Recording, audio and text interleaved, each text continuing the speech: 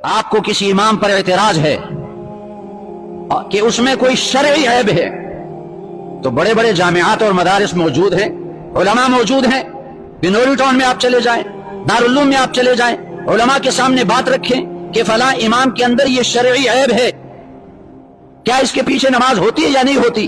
اگر انہوں نے فتویٰ دیا کہ اس کے پیچھے نماز نہیں ہوتی، پھر آپ اس کو معزول کر کے دوسرا امام رکھ دیں۔ لیکن خواہ کی باتیں بنانا، اس کا نتیجہ ذلت اور رسوائی پر پہنچے گا۔ جو اپنے اماموں کو تنگ کرتے ہیں، جو اپنے اماموں کے خلاف باتیں بناتے ہیں، یاد رکھیں یہ پکی بات ہے، وہ دنیا میں ذلیل اور رسوا ہوں گے، دنیا میں ذلیل اور رسوا ہوں گے، بھیک مانگیں گے، بھکاری بنیں گے۔ اب یہ اعتراض کہ امام صاحب کو نماز سے 5 منٹ پہلے آنا چاہیے، تم دیر سے کیوں آئے؟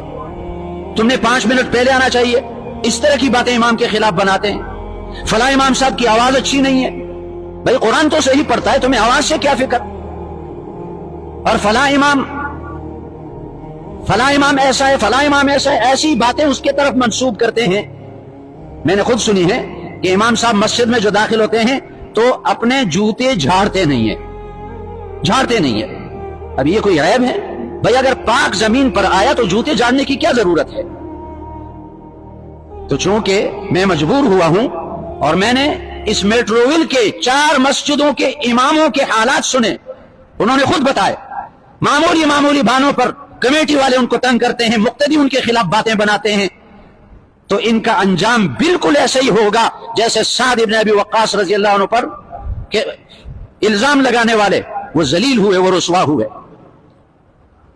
اور یاد رکھیں جو اپنے اماموں کے خلاف باتیں بناتے ہیں جھوٹی، وہ اگر اس امام کے پیچھے نماز پڑھیں تو اس کی نماز مقبول نہیں ہوگی۔ جاؤ بنوری ٹاؤن سے پوچھو، دارالعلوم سے جا کر پوچھو، اس کی نماز مقبول نہیں ہوگی۔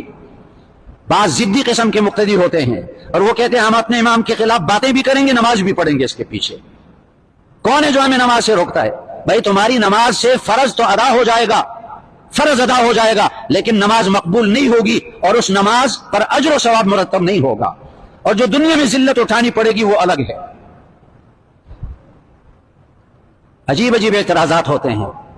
میں بھی ایک مسجد میں امام تھا، اس مسجد سے پہلے، تو کمیٹی والا بیچارہ اس کو خرکار کہتے تھے، اس نے اعتراض کیا، میں اجتماع کے لیے چلا گیا، کراچی اجتماع، تو کہنے لگا آپ 2 دن نمازیں آپ نے نہیں پڑھائی، یہ لوگ اعتراض کرتے ہیں۔